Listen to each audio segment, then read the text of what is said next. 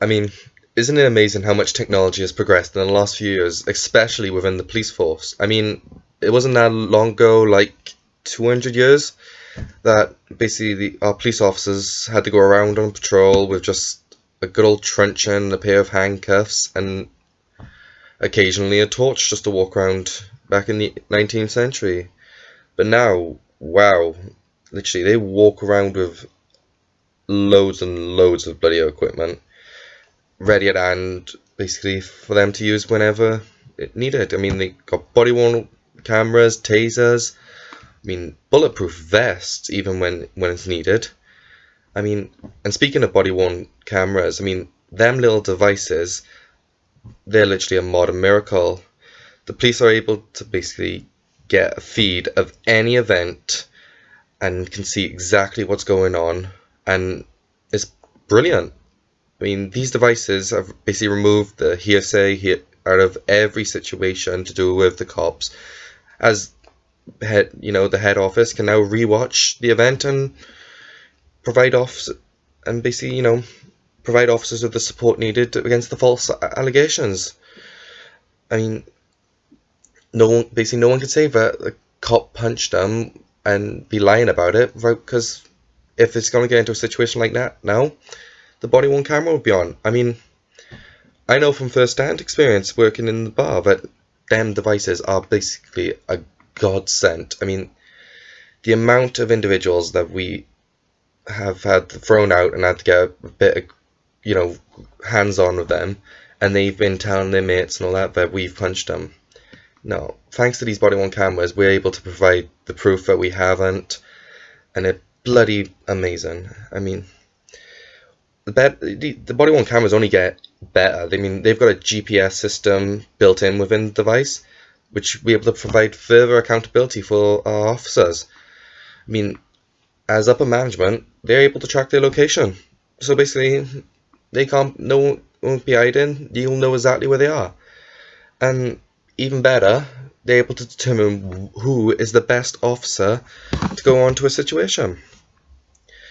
And that's just brilliant. I mean, they can determine the best situation, the best route for the officer, who's closest. It's just brilliant. I mean, and literally, the technology we've got now only just gets better and better. I mean, it wasn't that long ago, laptops in patrol cars, they were all the rage, but, limitations. They're so big and bulky, had to be connected to everything all the time. I mean, now we've just moved to a mobile. I mean, pretty much sorted. We've got all the device in there. None of that, again, a new book. It's a new book to write down the situations. You got a whole thing documenting the event. You mean fingerprints, you're able to take full-blown details and not be all on one device. They can take over hundreds and hundreds of details on that one device. It's just amazing, and actually, there's no hiding as well. When you take criminals to the police station, actually, all this biometric identification and all that, like literally, thumbprint, retina, even a face, be able to recognize the individual and just determine if they have a criminal history. Also, this is so much better as now that it's all done with technology, because this used to be so much of a messy task. I mean, everyone remembers when you just muck about with kids, you put your finger in one of them ink stamp things and pretend you're a criminal. But no, that's gone now. Literally, quick scan on the thumb, and that's done. I mean, and these devices are even handheld and portable, which is even better. I mean, literally, they're so much better. I mean, we're able to identify the individual on the spot instead of having to take them all the way back to the police station to be able to identify them. And catching criminals is only getting so much easier. This is not the old West anymore. We don't have to put wanted posters up with criminals on. No, literally, the officers are allowed to post through social media and crime watch shows like Crime Watch and all that, and we'll be able to have instant link with our officers. And better, the site Facebook, Instagram, and Twitter and all that, we're able to see our officers being active in the community and not just doing their job. We're able to get the good side out of our officers. And social media is it's becoming a crucial crutch to police. And I mean, we actually get to see our officers and know our officers instead of it just being, oh, it's just some random guy showing up.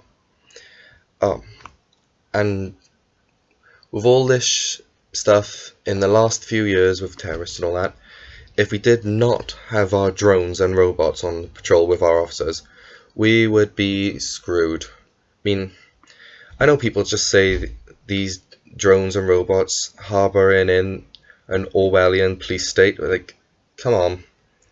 At the end of the day, these devices are lifesavers. Think about all them unknown bags just dumped in the corner of the